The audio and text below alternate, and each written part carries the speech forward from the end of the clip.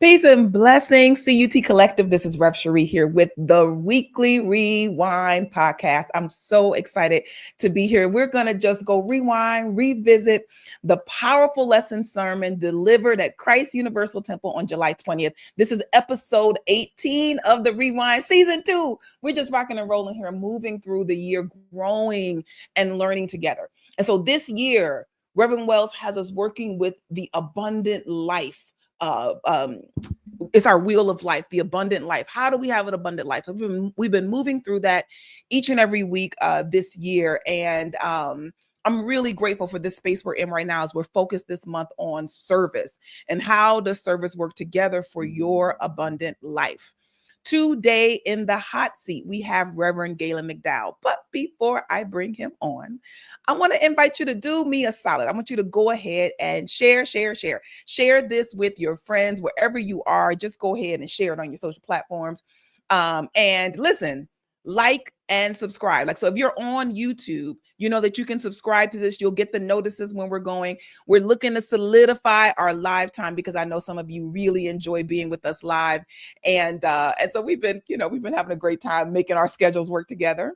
All is well in the world. So yeah, we'll be looking at most likely Wednesdays at 3 p.m. Pacific, 5 p.m. Central, 6 p.m. Eastern. We'll try that and see. But all of that is coming. But what you can do right now is tell your folks that we are live right now, that we are getting ready to dive into a powerful way to shift your abundance consciousness as we look at how service plays into it.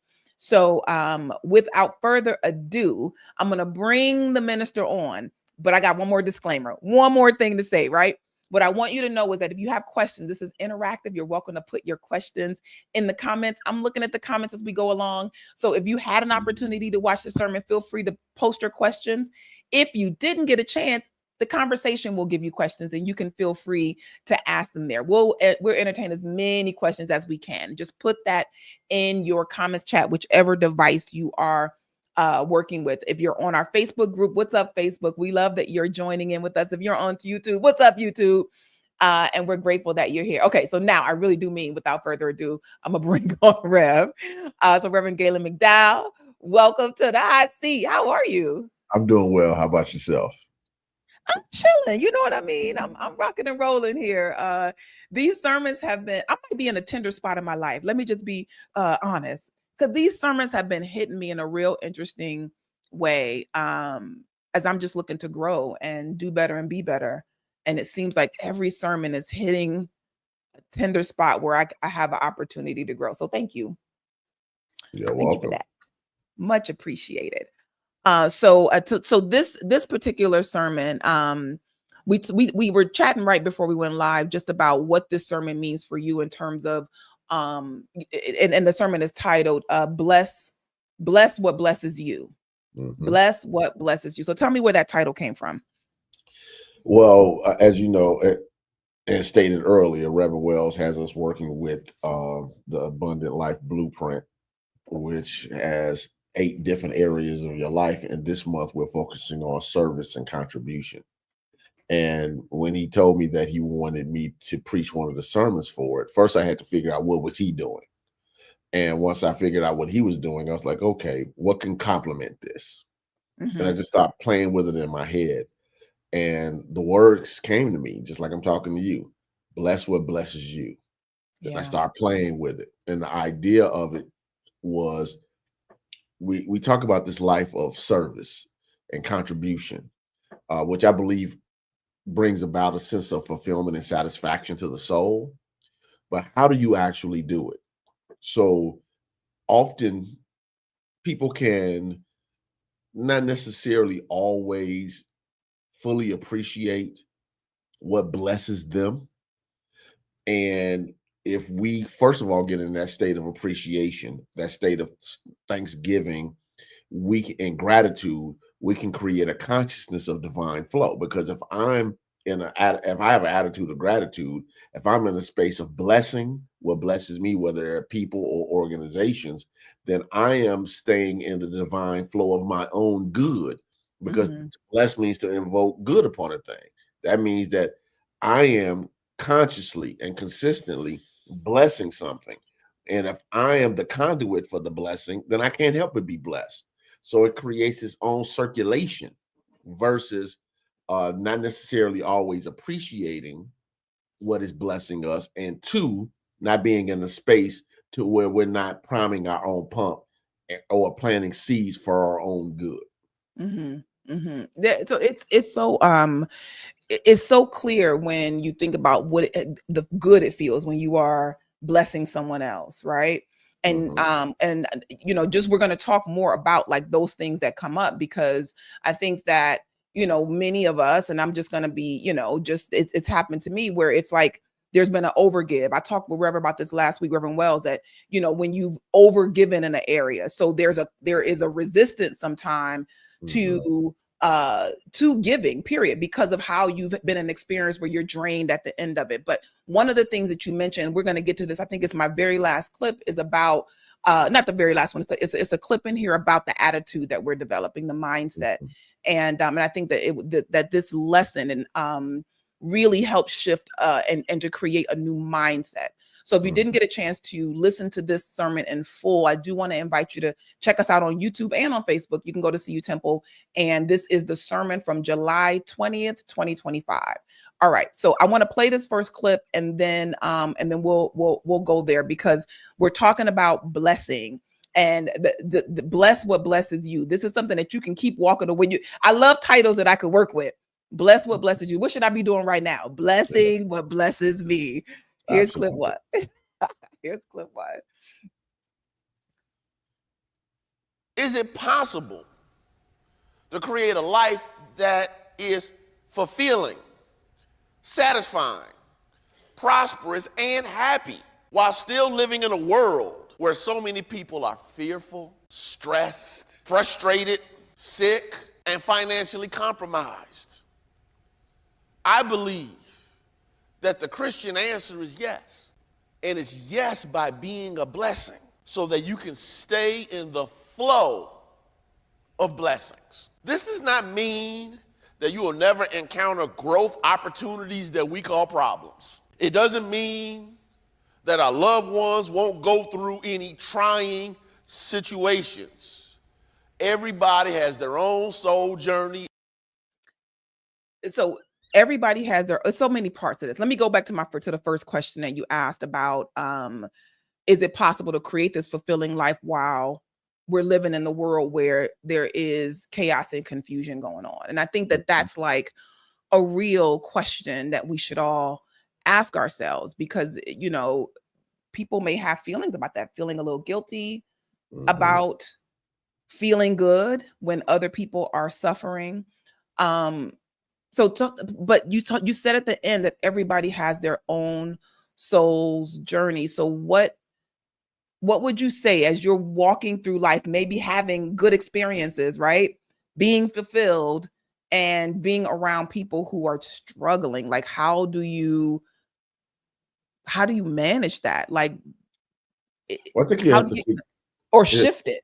Yeah, I think you have to figure out what is yours to do as directed by spirit and what isn't. When people are going through things that are around you, it's easy to go into extreme rescue mode. But I always go back to Reverend Wells' statement: you must be active in your own rescue. And I use that now as sort of a baseline. Now, that doesn't mean that sometimes people are in a position to where the choices that they've made, or sometimes it's a surprise situations that happen in life, are in a place to where temporarily you might have to step in all in because of the situation. But most of the time, we have to figure out how much energy am I giving to a thing when it's really their soul journey, their soul walk. And two, they want to make choices that might be inconsistent with the health of their own well-being, whether that's financially, emotionally, et cetera, et cetera.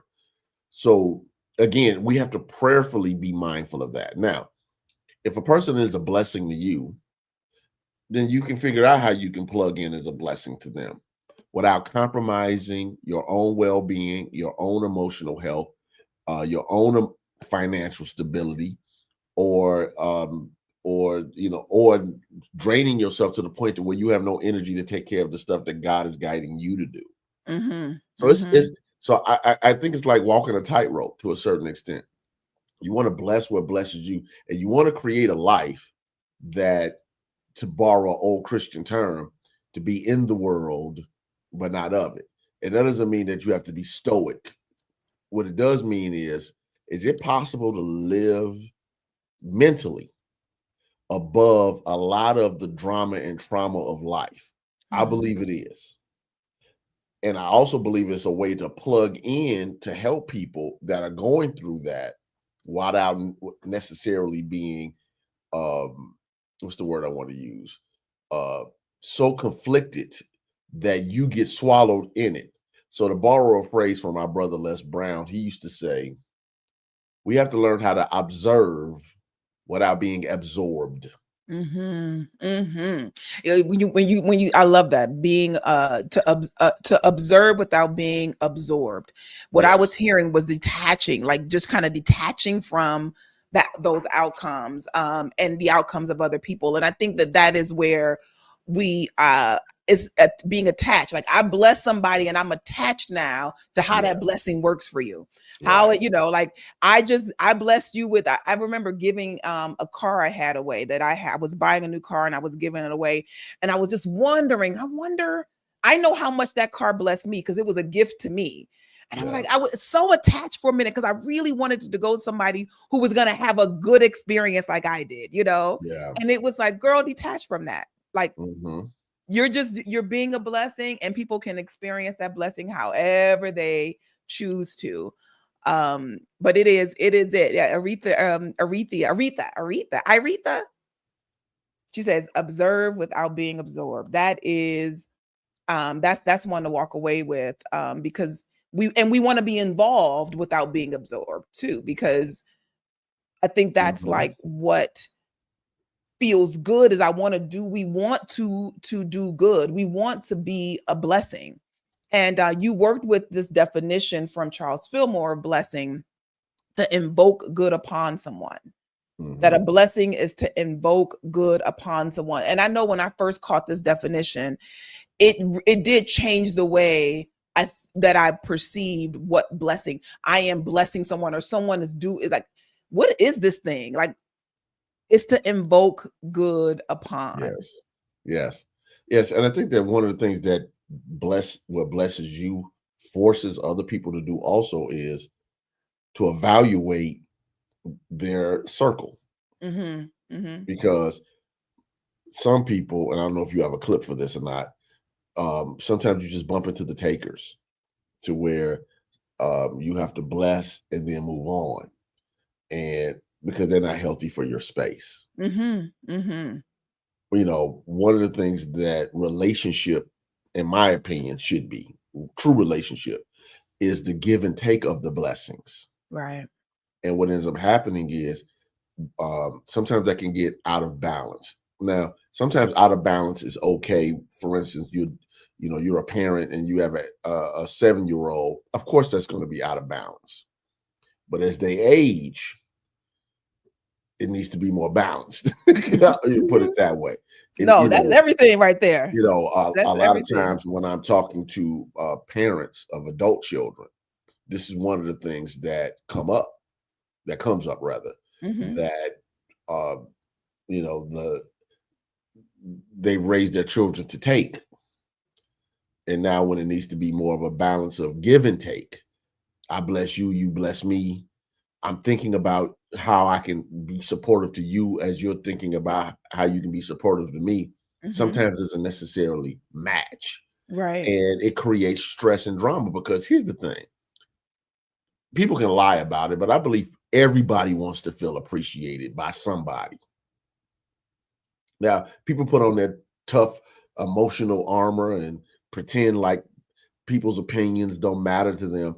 Everybody's opinion might not matter to you, but somebody's opinion does. And there are some people who you've been a blessing to in your life, and you might feel as though you have not received the good coming back. Now, I'm not saying you should or shouldn't help somebody. That's your choice. as guided by spirit. Because sometimes, as I said in the sermon, the good comes from other avenues and channels, not from the person you're helping. Nor am I saying with this that you shouldn't help people that you don't know. This sermon was very specific about a particular way of showing up as service and contribution. Bless what blesses you. What I am saying, though, is that it does allow us to really get clear about how am I blessing that which supports and helps me. Yeah. Yeah. I mean, it's a really important question, because you might not even realize that you've been on the taker side of a relationship, especially when it comes to an entity that is a giving entity. You know, it's like, you know, ministry is a giving space. It is, you go, you're fed spiritually, and whatever your experience is, and I'm not going to get too far ahead, because I did pull a clip on this part, but it is like we may be dealing with these things that may not have even happened to us. You ever hear a story, it didn't happen to you, but you walk away like it happened to you, and you start acting out of it as if it happened to you. And I think that's some of people's damage around ministry, is that they know somebody who knew somebody who had a horrible experience in their ministry. And so the distrust factor of the ministry impacts their giving, though they still go and take.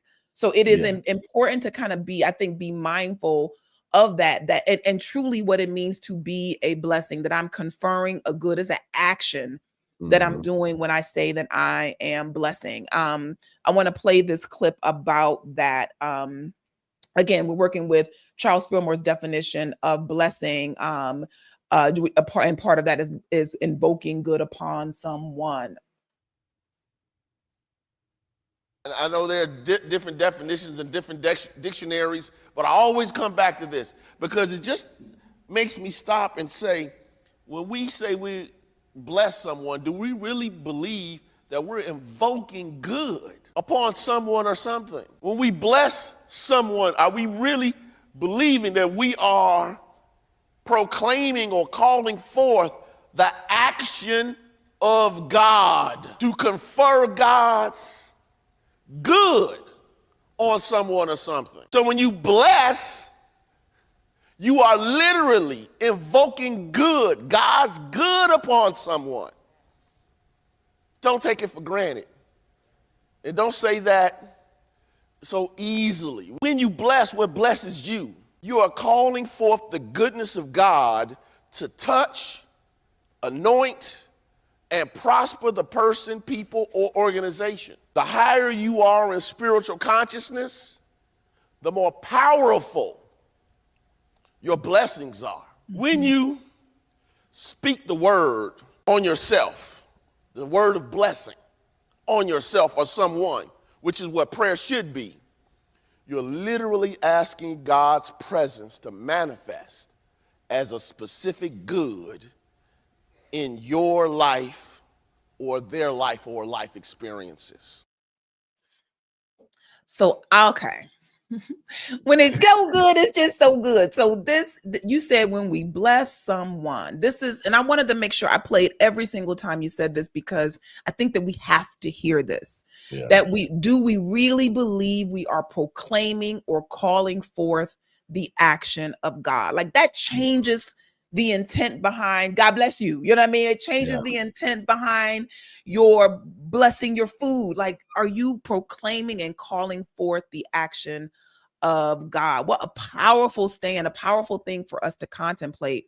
And you said this other part. I want you to speak on that, but I also want you to talk about the not taking it for granted, this ability that we have to bless. Okay, so which part am I tackling first? I just want to make clear this statement or the not taking for granted. I just want to be clear. Not taking for granted. Let's go with not taking for granted. Well, one, if we have the ability to call forth the action of God in somebody's experience, we shouldn't look at that ability lightly. We have the ability to point into a particular direction. Not that God is not everywhere already equally present, but it takes a consciousness to manifest it in a particular experience. So just because there is no spot where God is not, does not mean that I am experiencing the fullness of what that means, or even partially to a certain extent. So when we start to proclaim, and this is part of blessing what blesses you. It's not the totality, just one aspect of it.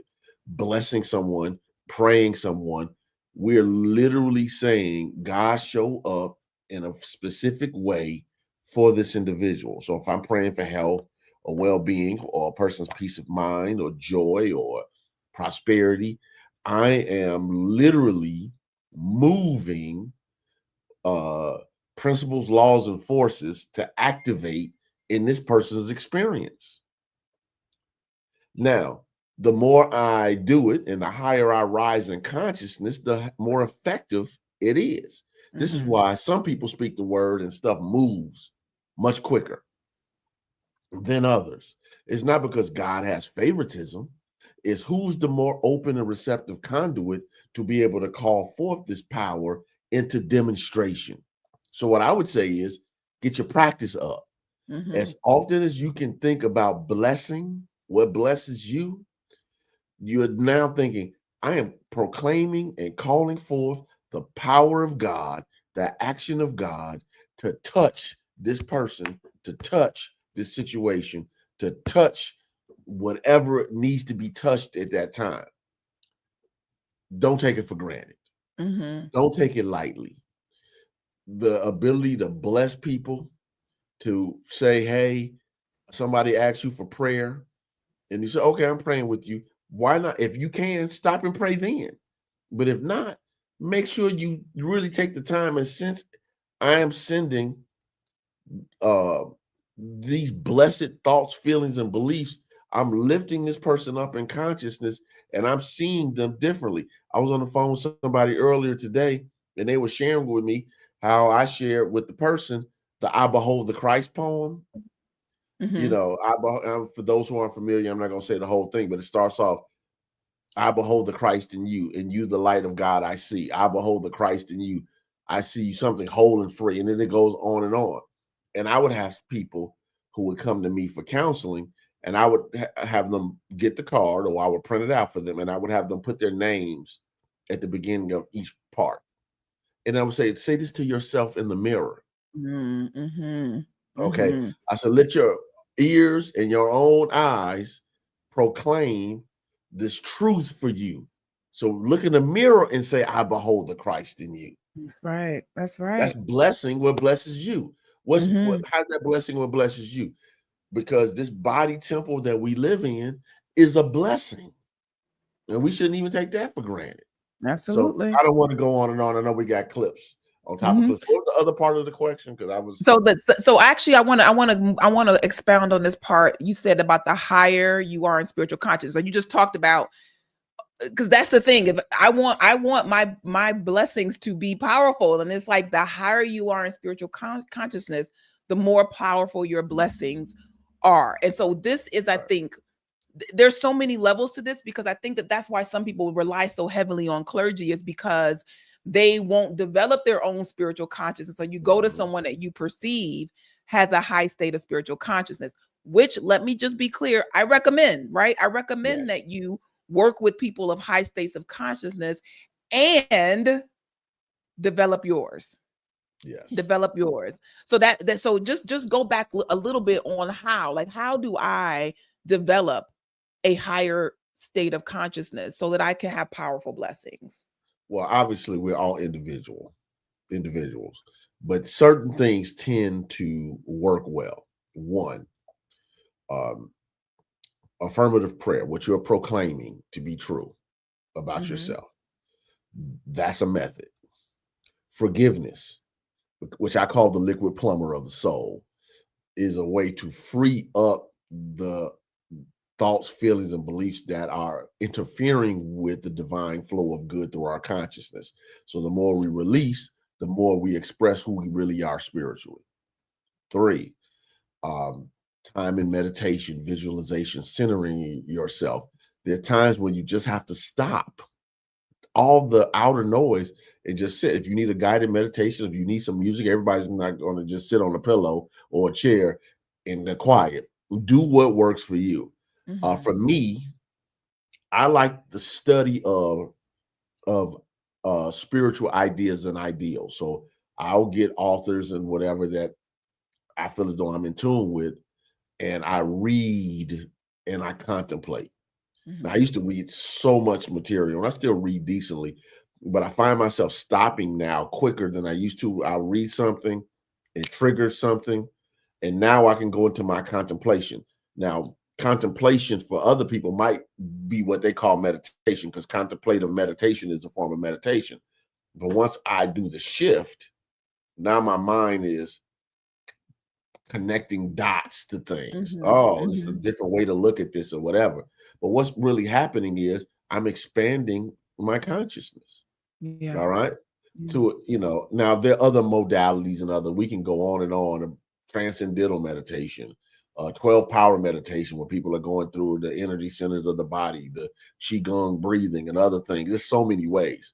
What I say to people is this: find a material that resonates with your soul, and find a practice that resonates with your soul, and take a designated time, no shorter than maybe 60 days, for an evaluation process. And what does that mean? Yeah, that I'm part. gonna follow this with integrity. I'm gonna do this every day, and I'm gonna measure. First of all, do I feel better? That by itself. And people might say, well, that's not objective. No, it is not. But the first thing that I want to do is, if I'm struggling with something, is I want to feel better, because me feeling better means that I'm more in my flow and I'm expressing more of my spiritual authenticity. Then two, how has my shift in consciousness and feeling better through these practices made me feel better? Do I feel better physically? Do I feel better? What's showing up? What's manifesting in my space? More hopeful. Right. Who's showing up and who's going away? Because as I change and grow, it's going to draw some people in, and it's going to repel others. Yeah. So you start to evaluate your space, but you can't evaluate the effectiveness of something if you never properly put it to the test in a way that you isolate it. This is scientific. You isolate it to the point to where you can say, does this work for me? When you take a medicine, that pill is going through placebo test, is going through, studies of different ages and genders, et cetera, health levels. Why is that necessary? Because if you don't isolate, you can't evaluate. So what I'm saying is, blessing what blesses you is an evaluation method. Yeah. Now find the tools to support the expansion of your spiritual consciousness, and practice it enough to where you can decide, this works for me better than others. I know from practice that study works better for me. I can sit down and try to meditate for 4 hours a day, and I would just go to sleep. But I can meditate, I can affirmatively pray, I can vision, I can visualize, I can contemplate, I can study, and all of that stuff often comes from my study. Now, some other people are the exact opposite. They're like, Gaylon, I'll never read all the books you read, but they can do the meditation, they can do the visualization, they can do the other stuff. And you should find what works for you and do it long enough to where you can evaluate its effectiveness. Yeah, I have to bring. I have a course on developing your spiritual practice. It's kind of like what the whole Lenten experience that I've taught is about. And I think that for some people, just being introduced to the idea that you got to pay attention to yourself. Like you got to pay attention to yourself and how you work. And, we are Christian scientists. Like it is, I'm looking at how I apply principles, and I'm looking at how it works in my life. If it's not working in my life, so something's off with my application, or maybe my misunderstanding of the principle. How can I make an adjustment if I'm not paying attention to all of it, to how I'm practicing and looking at my results? So I appreciate that reminder. Yeah. Yeah, it's a reason why in the martial art world, true Tai Chi, right? Because some people do Tai Chi and it's bad, but true Tai Chi, why is it done slowly? people think, oh, it's just because of the movement, meditation, and whatever. People discovered that Tai Chi was good for their health. It was originally for fighting. What was it created? When I move slowly, I know where the chinks in the armor will be. I'm moving slowly. Okay. Oh, my ankle feels kind of whatever. I'm out of balance. The knee is not where it needs to be. The hip, the elbow, the whatever. So when you move slowly, you can evaluate your body because you're consciously present to your movement. Now, when you're doing spiritual work, slow down. Slow down. Mm-hmm. Mm-hmm. So you can contemplate. You read something, and you know, and all of us have had the thirst of the new book, the next chapter, the next whatever, and stop and say, okay, let me read this again. I was just having this conversation. I don't want to get lost into this, where I was talking about 3 people from CUT. The 3 people were the Reverend Evelyn Boyd, the Reverend Wametta Harrell, or Harrell, depending on how people pronounce their name. And there was another one. She was a teacher. Her name was Marcella Davis. And the 3 of them, when I came to the church, only taught basic truth principles 1 and 2. They taught no other classes. And they would get together. They were all friends, and they would discuss their best practices or how they taught this versus that. And they did this for decades. Now, how good are you in teaching a subject where you only teach this subject for 2-3 decades? Yeah. 1. And then 2, you are evaluating your process of how effective you are in teaching it by talking to your peers who do the same thing. Scripture says, "What iron sharpens iron." So we start talking about expansion of spiritual consciousness. High consciousness people teaching the same thing, talking about how they teach it. It was no way they wouldn't have expanded in consciousness. Right. Right. You know, and then, you know, because they just stuck with the same thing. Just a thought. Yeah, no, that the power of focus and attention is, it feels like we shouldn't have to say that, but there's so many things that are fighting for our attention. And so we've gotten accustomed to, people talk about our attention span is diminishing, but that's just by choice, right? But recognizing the abundant things that are coming at our way. And so we just have to be more discerning. So paying more attention to yourself, I think, is one of the ways that you can. People say, I'm trying to stop. I'm on social media. I'm doing YouTube videos all day. If you start paying attention to yourself, you'll see that you don't have as much time for those efforts, right? And that mindlessness, because you're really trying to see, wait a minute, if I want my life to be a blessing, if I want to be blessed, I need to get interested in myself. And so one of the ways that you talked about transforming this, right, is through your attitude. So I think I'll play this clip and we'll talk a little bit about your attitude and the law of giving and receiving. Let's see. Right. This is clip number 3.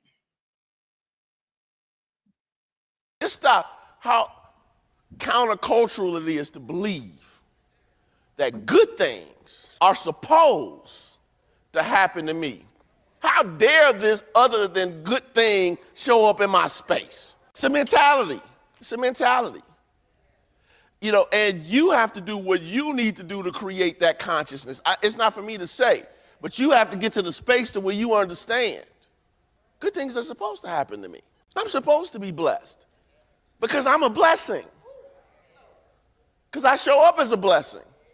Because I'm an open channel for God's good. I'm a conduit for divine flow. I can't help but be blessed. See, it's a mindset. It's a mindset. So you get to decide. So this mindset, this mentality that you're supposed to be blessed, like that's a practice right there, right? That good things are supposed to happen to me. I mean, if you're listening and and you're able to chat, like I feel like that's an affirmation that we all need to say together, that good things are supposed to happen to me. Yes, yes. And so many people believe the opposite. Yeah. And then Yeah. it becomes a self-fulfilling prophecy. So if I can Mhm. create a self-fulfilling prophecy in the negative, then I should be in the positive. It's sort of like Reverend Herbert Lasseter, God bless his soul, used to say to me often that when people use the scripture from James that a double-minded man is unstable in all of his ways, let him not think that he shall receive anything from the Lord. He said, well, what if you reversed it? What does a single-minded man or person get? Mhm. Mhm. And I started to think about it. I was like, yeah. See, if we start to believe good things are supposed to happen to me, like literally, and when Yeah. stuff shows up that's not good, then you're like, where in the heck does this come from? Because good things are Nothing's supposed to supposed to happen to happen to me. me. Right, right, right, right, Where's right. this coming from? Mhm. And it changes your perspective, it changes your mindset, and it makes you more open and receptive to good, because sometimes the good that we want in our lives is available, but we can't see it because we don't have the Yeah. mindset to see it. Right, So we right, don't see the right. opportunity, we don't see the possibility, we don't see the situation solely because we don't have the attitude for it.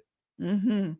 Good things are supposed to happen to me. Like that right there can be, you can introduce that in your morning meditation, your morning brushing your teeth, like what good things are supposed to be happening to me. Dot said good things are happening to me right now. Mhm. That is a powerful cause to set into motion. And so with this mindset, because you tie this into giving and receiving, and looking at, we teach spiritual law, we teach universal principle. And so a lot of times when I'm looking at my life, it's like, am I trying to reap where I have not sown? Mhm. Am I trying to reap where I have not sown? What does, and when I want a result, what would that seed need to look like? What would sowing a seed for this healthy, wealthy, abundant life I want to live, right? What would planting a seed for that look like? So just to remember that I am, as you said, Rev would say, active in my own rescue, that I'm active in my own experience, and my own overcoming. What seed must I be planting right now? Yeah, Um, go, go, yeah, it's the thought. It starts with the thought. yeah, It's like the smart yeah. lady who taught us all said, I am the thinker who thinks the thought that makes the thing. So it has to start with the thought. Mhm. Good things are supposed to happen to me. That's the Yeah, initial seed. yeah, And that seed thought needs to turn into a seed feeling, which creates the belief structure that allows us to be able to go forth and take the actions, say the words, take the actions necessary that align with that good. Because if you believe good things are supposed to happen to you, then when you start looking at situations or circumstances that might not show up as good in your life, that gives you an opportunity to evaluate. Somebody says, hey, we should do this. Hey, we should go over there. We should be around those people. And then all of a sudden, your good things are supposed to happen to me meter will start to signal this isn't good for me. yeah, This won't yeah, show up as good for me. yeah. I don't need to be doing this because Mhm. I only I walk into blessings. I only use my words to open up opportunities for blessing. And if I'm about to say something that's going to block my blessings, then I don't say it. If I'm about to do something that's about to block my blessings, I don't do it. Or if I'm going to if somebody's trying to sidetrack me to take actions that are not in alignment with my good, I don't do them. We teach that new thought is a practical Christianity. Eventually, we got to get to the baseline practicality of, Right. if I believe good things are supposed to happen to me, then I have to be dismissive of things that I don't evaluate as good in my experience. Yeah. I mean, it is very much that good things are supposed to happen to me. So what's my responsibility in this game, right? Right. What's That's a my great word. responsibility in this game? And that is absolutely where we can take back control of our lives. I want to go back to the question that you said at the top, which was, is it possible to create a life that's fulfilling, satisfying, prosperous, and happy while still living in a world where so many people are feel for stress, frustrated, sick, etc. Right? So is it possible?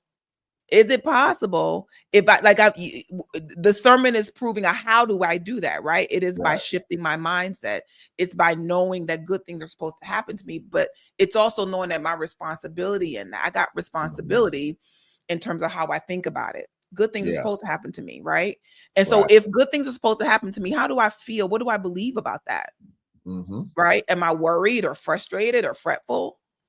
You know, I was teaching my young adult because he knows so much, but he has caught on that things work out for him.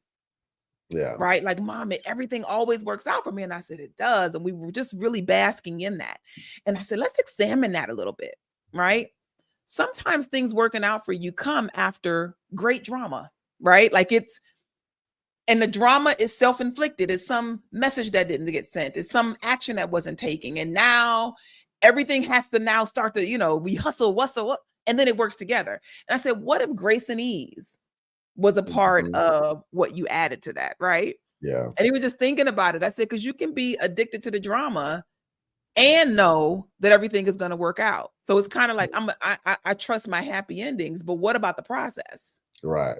What about the process? We had a good time talking about that, because you got to be, if I am, my responsibility is what I'm thinking about, what I'm feeling, what actions am I taking? And like you said, to be able to realign. And sometimes people are waiting for the rescue, and everything is working out, and I'm all for the rescue, because sometimes that's necessary. God can show up through other individuals to help us accomplish a particular goal or task. That being said, if my mindset is always the rescue, then I am not taking responsibility for what I'm thinking, feeling, believing, saying, and doing. And that's a part of the responsibilities that are absolutely necessary if you want to build a life that lives above the majority of the stuff that's causing havoc in other people's lives. You have to be present to it. I'm a responsible being.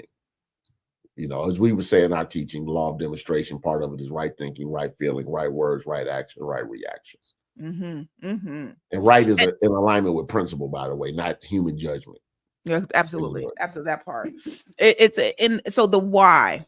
One of my challenges, I'm going to play this clip. I got two more things I want to talk about before we wrap out. So I'm talking about this one thing that I'm getting ready to introduce, but then I want to go into money matters.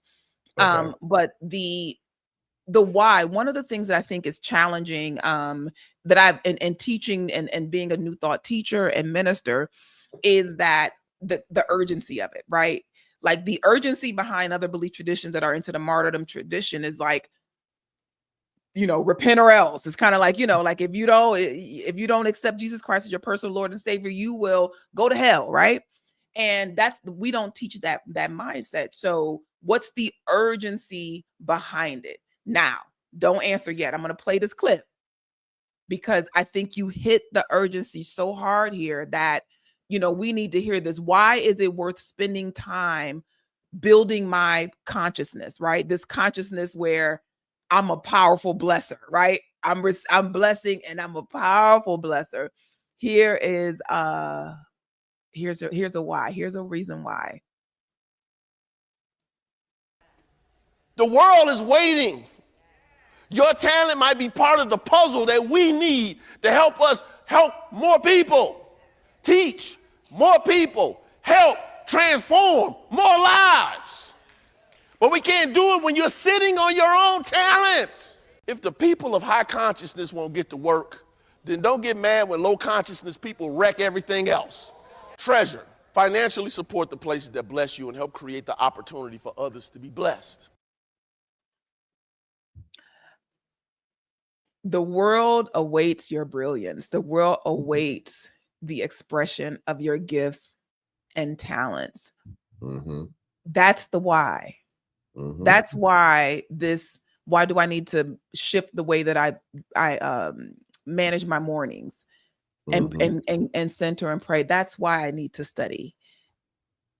Is that the world is waiting on your brilliance. I thought that was so, so powerful. And urgent, like that's right now. Yes. You said your talent might be a part of the puzzle we need. Yes. And people don't look at themselves like little old me. Yeah. But when you put a piece in a puzzle, little old me is now absolutely necessary to put the whole puzzle together. Mm-hmm. And when people don't value themselves, they don't see themselves as a part of the puzzle of making the world a better place for everyone Yeah. else. Yeah. Your talent, like, and I mean that, like, literally. I didn't know that the 20-year-old guy that just learned New Thought and been at the church for a couple of weeks and had been reading the books and listening to the tapes for a month and a half before he showed up here, it ended up in almost dying in the hospital from asthma, would have been a person that would have been the executive minister, the senior assistant minister, and the director of the Johnny Coleman Institute. That was, but I was a part of the puzzle. I'm not the whole puzzle, but I had to be open and receptive to, okay, when you say yes to the service, that yes will carry you where you need to be. And I said yes to the service early. People, often that would say to me, "How did you get so close to Reverend Coleman and Reverend Carey?" They would ask Reverend Wells similar questions, and I would tell them, because we showed up with overalls on. We were carrying the boxes at the POT. We were showing up at the church conferences and other things. What do you need? Do you need any support? Whatever. I can remember when Reverend Coleman went to Unity Village, back to Unity Village for the first time in decades. Reverend Wells and I don't even know if we were ordained at the time. We might have been newly ordained, maybe or maybe not. We were the people that were driving people back and forth from the other hotel. People needed rides. We were driving back and forth with a car that Reverend Helen Carey rented. We were showing up as service. Okay, and here's the thing, because we were showing up as service, the people who had all of this wisdom seeded into us, out of all the people that could have been personally touched, where I'm going to take you and put you under my wing, why certain people? The people show up as service. It's no different than you with Reverend Della Reese, you and Sheree and some of the other people that were under her ministry. It was a lot of people that would love to sit under the legendary Della Reese, ministry aside. Why did she pick certain people to seed into? Because they showed up to bless what was blessing them. You showed up to bless what was blessing you. And that yes opened the space for more opportunities for you to be a fuller version of who you already were. But it needed to emerge. It needed to be trained. It needed to be developed. It needed to be cultivated. And we don't always have all the development and cultivation skills. Therefore, as we bless what blesses others, we open ourselves up to the divine flow and grace. But there are people who are at that point, maybe at a higher level than we're functioning from, in leadership, responsibility, and sometimes even consciousness, who will say, let me pull her in. Let me pull him in. Let me give them some attention, because I believe that the time I give them will be multiplied hundreds of fold. And whether that's you or me and several other people, we're not alone. The time that the leaders spent blessing us, because we were a blessing to what blessed us, has now allowed us to be a blessing for others. So they lived, the Johnny Colemans, the Mary Tompkins, the Della Reeses, the Helen Careys, the Evelyn Boyds, the Dolores McMillans. We can talk about people that every names that people might not know, quote unquote. They live through us now, like literally. So when we show up to give, when we show up as service, when we show up to give the gift that God has given us and bless what blesses us, we are literally carrying the legacy and the blessings of those who took the time to encourage, to teach, at times correct, and bless us as we were evolving, and we're still evolving. But there are times when people, I look back now and like, man, right at the perfect moment, they were right there to step in to help me with the next stage of my understanding, with the next stage of giving, or I love to tell the story of, it was some fancy thing that CUT was doing back in the day. We used to always have these black tie affairs, and I was like, I need to go rent me a tuxedo. I told Reverend Kara, like, I need to go rent me a tuxedo. I was a young guy here. And so she's like, I got a tuxedo guy. And she sent me to the guy, and I got there and I did the fitting and everything. And then I went to pay for it. She was like, Reverend Kara already paid for it. You don't take for granted for those type of things. I didn't ask for that. Mm-hmm. But because I was blessing what blessed me, meaning her as one of my spiritual mothers, when it came time for me to be blessed, the unexpected blessing showed up. Yeah. How often are we possibly missing the unexpected blessings because we won't show up as a blessing first? Mm-hmm. We're not giving first of our time, our talent, and our treasure. Okay? The trifecta. Yeah. Those three things: Yeah. time, talent, treasure. We can't miss that. That's the way you give. We can talk all this stuff about what giving is and isn't, but your time, your talent, and your treasure, all of those are actionable items.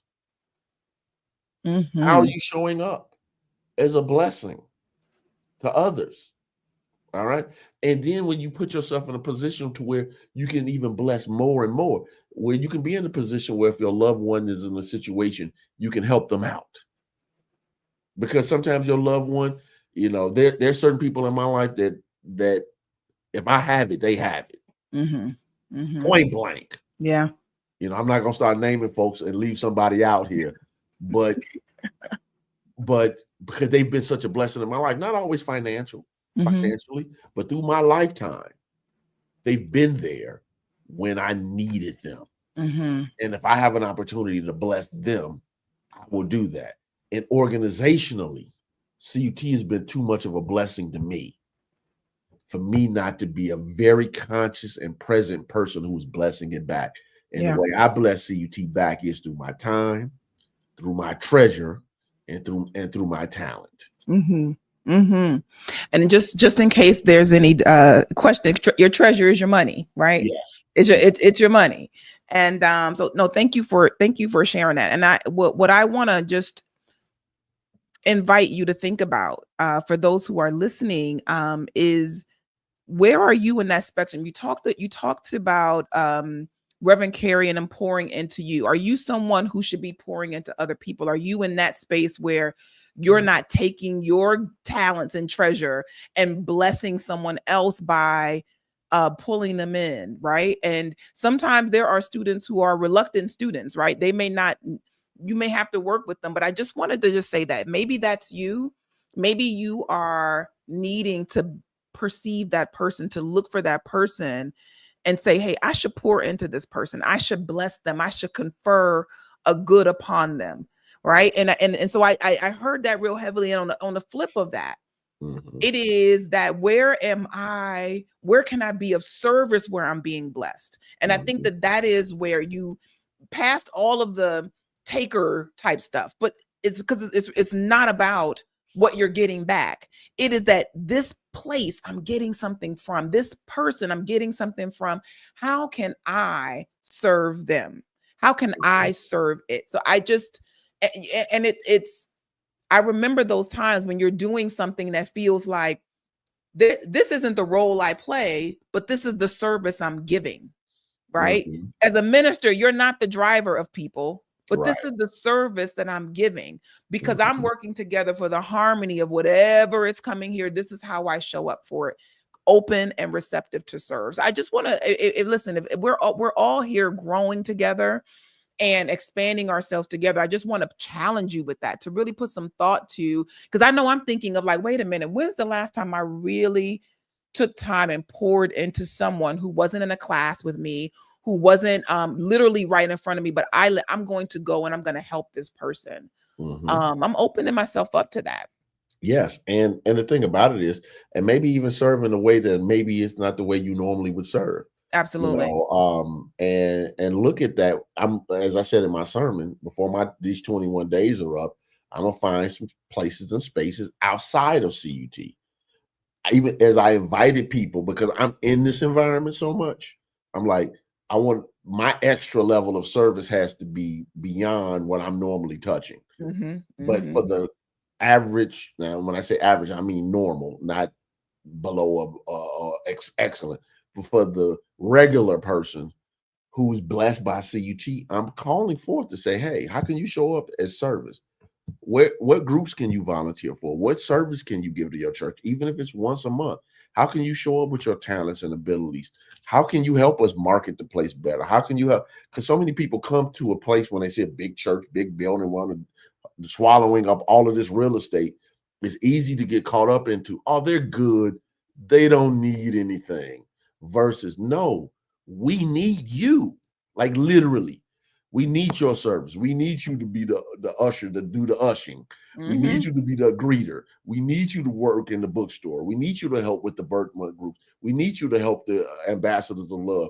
We need you to be on point as a security person. We don't. It's so many ways in which you can give. People who have talent and gifts and abilities. We need you on our board of directors. We need you.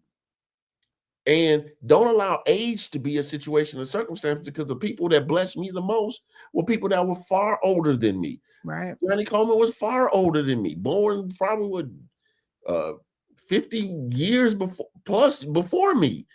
Okay, the Helen Carey's same thing. The Will Matters the same thing. So they didn't allow retirement age to stop them from their giving. You might not be in a space to where you can run laps around the building, but you have wisdom and understanding that can help our children. Yeah. You can be that smile and that pretty and handsome face that greets a person that might be struggling. They walk in and you're the first person they see when they walk in the building. And your disposition lets them know I'm welcome. Right. You can be the person that helps us maintain the divine order in a space. Don't let I'm retired. Don't let I'm too old, or I'm too young, or I'm too whatever your story is interfere with your service. Yeah. Yeah. Okay. Yeah. That's the main thing. Don't let it stop you from your service. If your life is about taking, because you earned it, because I'm old enough that I can just take now, I'm saying to you very directly, you're out of balance. Yeah. That's it. Listen, I was all over that. If anybody was live chatting with us, anybody that's a virtual member, virtually experiencing the service, I'm like, hey, you all know that I'm the director of the online ministry, and I'm going to put it in the chat here today. If you would like opportunities to serve, you don't have to be in. Listen, greeting and ushering, all of that, there's a virtual version of it, right? Yes. There's a way that you can show up as service because you're being fed here. You're blessing what blesses you. We can explore opportunities together because we're still building this thing from the ground floor. We're creating it and opening up space for people to walk into and expand it, right? That's just really what it is. And we want your ideas. That's why I said in the sermon, we'll create something new if you're willing to do the work. Yeah. People want to create stuff and give it to us to do. Like, ministry requires people to help the ministers do the work. Absolutely. Ministry is not, just a minister going to the hospital. But you knowing one of your parishioners, your friends, or you whatever, and you go because guess what? You're CUT as well. Absolutely. It is powerful. And not to say that it's selfish. Okay, here's the thing: you're supposed to be blessed. Things are supposed to work out for you.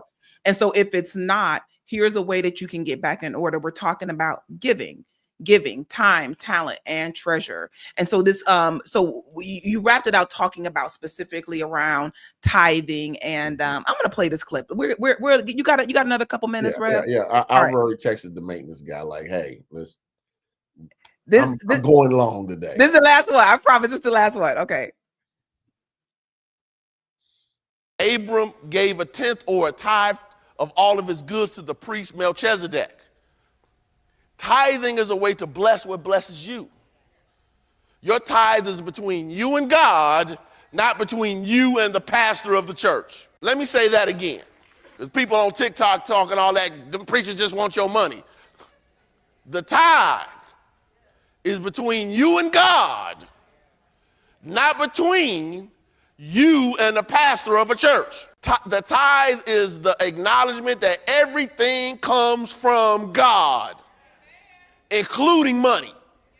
And you are giving back to God's work. Notice I said to God's what? Work. To God's what? Work. A small portion, 10% of what you have received. I recognize, and you all can start playing so I can get through these sheets. I recognize that for some people, the thought of 10% giving stirs up fear, not inspiration. Some people say that they will tithe when they get more money, but trust me, if you can't give $1 out of $10, you won't give $10 out of 100, 1,000 out of 10,000, 10,000 out of 100,000, or 100,000 out of 1,000,000. It's a mindset. So I had to play that clip because I was one, that was my step to tithing, right? Is that when I got my first, what I consider to be big piece of money, and I fretted. Like my tithing journey was, I gave based on how good the sermon was, right? That sermon moved me. I'm giving $20. That sermon moved me. I'm putting 20 in. That was huge for me. That was. It's nothing wrong. We've all been there. Yeah. If we're honest. I was like, that was it. Oh my God, it was so good. And then it was like, wait a minute, I should be giving more because that was really good. And so first it was, again, based on how much that server touched me. Then this is all under Reverend Della. And Reverend Della is a tithe off the topper. Like she's her thing wasn't even like after what is it, the gross or the net? Yeah. Whichever one is the one before the taxes get to it. That was her tithing method. Gross. And so I'm just like, oh my gosh, and expanding myself. But it was this idea that you presented that she shared, which is that if you're waiting, you won't give because it'll feel too big. Mm-hmm. It'll feel too big. And so I had to wrestle with that it wasn't like, because it was in no way, and I'm grateful to have a teacher that taught tithing that was already wealthy, because it wasn't like I bypassed all of those mental shenanigans about giving to the pastor. Mm-hmm. And I needed that personal lesson clearly because that was my walk. But I'm giving to God's work. And that in order to do that, I had to find the system for it. And it's created. It's called a tithe, right? It's a system for it. How can I support it? So whatever your journey is, just know that it doesn't, I can speak from my own experience. Writing that big check, that first big check was not easy. And I had been building up to it. But then this was like, wait a minute, if I can't tithe off of these thousands, and I'm saying I'm a millionaire. I'm saying I'm a million. I wrote my millionaire tithe. Like I'm tithing $1 million. How you gonna tithe $1 million and you sitting here fretting over these thousands, right? I had to have a mental shift. So I wanted to make sure that we touched on this because this can be the biggest barrier, I think, to growing as a spiritual being, growing in consciousness, are these getting caught up in the tithe. And the tithe is really giving where you are being blessed, right? That's really where it is. And you said give where you're being blessed. I said give where you're being blessed, because that's key. It's not just, it's a tithe or a donation or whatever. Give where you're being blessed, because bless what blesses you. Mm-hmm. And if a person is like saying, okay, this 10% is too lofty, what can you commit to test? That'll stretch you, but you're not uncomfortable, because you want to have an attitude of cheerfulness and support. As the Bible says, God loves a cheerful giver. So I don't even want people to say, okay, which some people in church world teach, and I respect that, it's all or nothing. Some people like it's zero of the tithe. I'm like, no. Can we work towards a thing? That's like saying I'm going to the gym and you see them people over there bench pressing 400 pounds. It's 400 pounds a buck. Or nothing. Right? No. Okay. All I can do is get this 80 pounds up. But I'm going to keep showing up lifting this 80 pounds. And then I'll discover, man, I could do 100. and now I can do 120, and so on and so on and so on. I might, you might not get to the point to where some people, I forgot the guy's name. I meant to mention it in my sermon, but I don't want to misquote his name. It's a person who owns a very famous chain of restaurants. That he's a reverse tither. He gives 90% of everything that he gets to the church, and he keeps 10. And he's basically, people would say, well, why would this guy give away billions?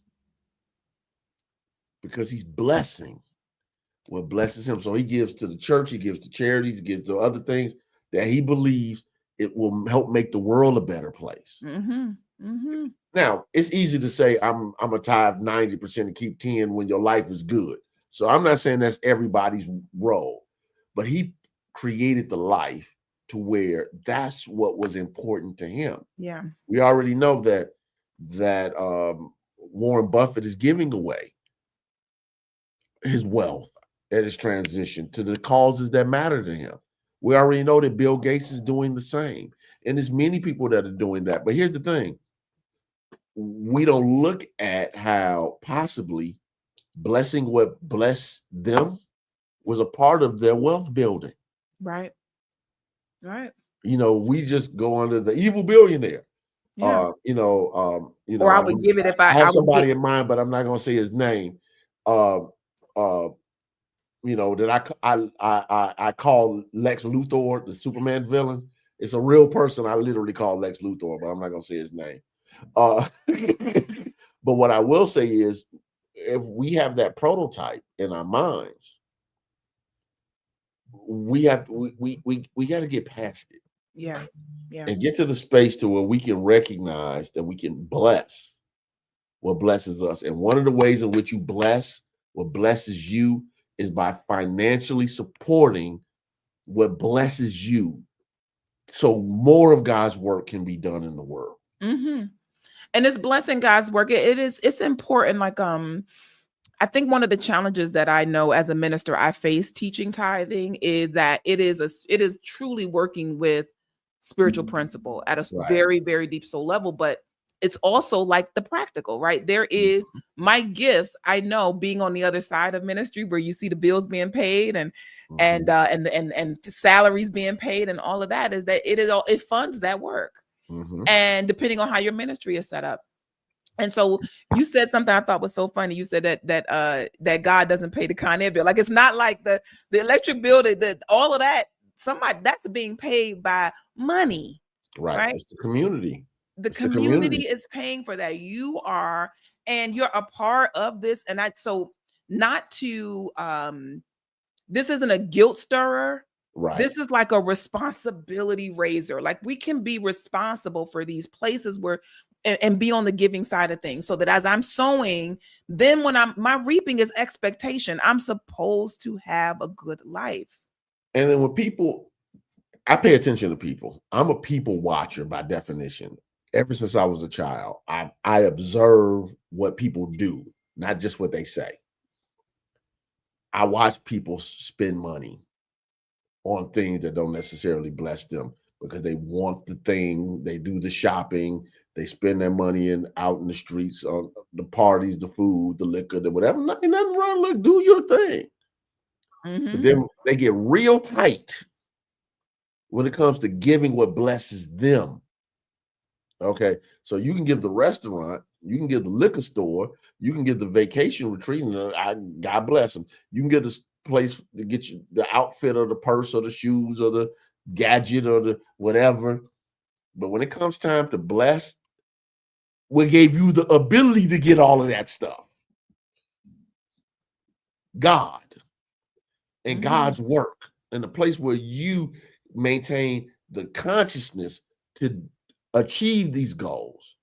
Yeah. Then to get real tight with the money makes no sense. People will, just to go out on you and another person at a restaurant or to the movie theaters, people won't even give that type of money to a church that's transforming their lives, that supports them, that supports their family, that's praying at your grandmama's bedside at the hospital, that's counseling you and your spouse when you're going through the thing, that creates a system of support that allows you to raise your child in a positive environment. They don't even think about it and have no problem spending the money on it. So my question is this: if Netflix and the other stuff is more of a blessing to your life than the spiritual community that is supporting you, then God be the glory. But if not, I'm saying, how can you put God first? Yeah. And Reverend Boyd used to say to me often, because you know how close I was to her. She was one of my dear spiritual mothers. She would say, Gaylon, if you can put God first with your money, you can put God first in anything. And I'll leave that at that. Yeah. Powerful lesson today. Thank you for that. Thank you for these reminders. Thank you for the insights. I trust that everybody heard what they needed to hear. Because remember, this is a practical belief system. We do not talk about things just to hold on to in your mind, but to actually live in your life. So I trust that you heard what you needed to hear. There's been a lot around giving. It's been a lot about recognizing where you're being blessed, and then some specific practices and how to give your time, talent, and treasure. I encourage you to go and listen to the sermon again if you've heard it already, but go and hear it with fresh ears now. And you can find that on YouTube or at Facebook at CU Temple. Okay. So find us and share it, right? Because I know that there are many of us who need breakthroughs in all the areas of our lives, and we can't figure out why things won't click. Why can't things just shift? When things are tight, something has to give. Something has to give. Let it be you. Yep. Let it be you. Thank you, brother. I appreciate you. I appreciate you. Back. And thank you all for those who are watching it live and who will watch it later. Yes, we appreciate Find a way in which you can serve. Yes. Listen, so just shout outs to Dot and to Dorothy and Pamela, always showing up. We appreciate you, Wanda, Barbara McCoy, Aretha. You just been so lovely today. Velma, always. And I appreciate you and those Barbara McCoy. Thank y'all for joining live. It's always a good time to see you in the chat. I appreciate you. And remember that this Sunday at Christ Universal Temple, if you are in the Chicago area, there is a very, very fun event going on. Reverend Gaylon, just tell us 2 seconds about what's popping off on Sunday. Okay, Sunday during service, we'll have the recognition of 2025 graduates. So we want to bless those people. After service, from 12 p.m. to 3 p.m., we're going to have a summer festival. We're going to free food, music, line dancing, inflatables for the children, the video game trucks for the kids to play the games. We're going to have a good time of just fun and fellowship. So, we're invited. Bring your family, have some fun. If you have, because we have a certain amount of chairs and tables in the big tent, but you can bring your own table, you can bring your own chairs, you can bring your own umbrella, whatever you need to do. Don't tear our grass up, but you know what I mean. You can do the stuff to enjoy your campus in a safe way, to enjoy being outside, eating some food, enjoying yourself, enjoying some good music, and I just think this is a good thing to do. So Reverend Wells and First Lady Wells are inviting everyone to come out and enjoy the campus with us. So if you have friends in the Chicago area, this is a great time to bring somebody to church, right? Like, let them experience the fun. Some people, that's their doorway. It's through a fun, entertaining activity. That's the way that they begin to say, hey, I'm gonna check this place out. Like, so think about that, right? As we want to spread the word and continue to help people shift their awareness of who they are, to grow in their awareness that they are made in the image, likeness of God, and they ought to act like it. Yes. So yes. So thank you for that. Thank you for sharing that. So we'll be back next week with the rewind. Join us. We appreciate you all for tapping in. For those who are listening as we share this and push this out, thank you, and God bless you right where you are. Have a beautiful, love-filled, and joy-filled day. We'll see you next week. Amen.